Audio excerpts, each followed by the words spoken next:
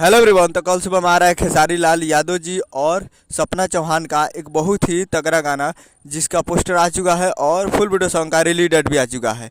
और इस गाने को लिखे हैं अखिलेश कश्यप जी और इसमें म्यूजिक दिए हैं विकास यादव जी। और इस गाने को गाए हैं खेसारी लाल यादव जी और शिल्पी राज जी, जो कि इस गाने को कल सुबह में रिलीज़ किया जा रहा है। और वीडियो में खेसारी लाल यादव जी और सपना चौहान जी, फिर मैं सपना चौहान जी।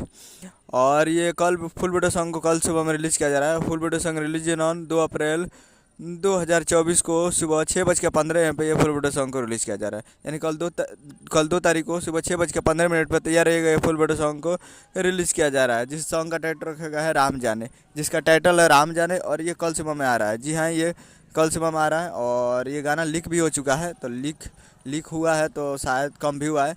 कल देखते हैं क्या क्या क्या असर दिखाता है ये गाना। तो कल सुबह में तैयार रहेगा मनसा एंटरटेनमेंट भोजपुरी यूट्यूब चैनल पे। मनसा एंटरटेनमेंट भोजपुरी यूट्यूब चैनल पे कल सुबह में तैयार रहेगा 6:15 पे। उम्मीद करो वीडियो चला चैनल को सब्सक्राइब बेल आइकन ताकि इसे खेसारी लाल यादव जी का लेटेस्ट लाता वीडियो को लाइक कीजिए। मिलते हैं। जय हिंद, जय भोजपुरी।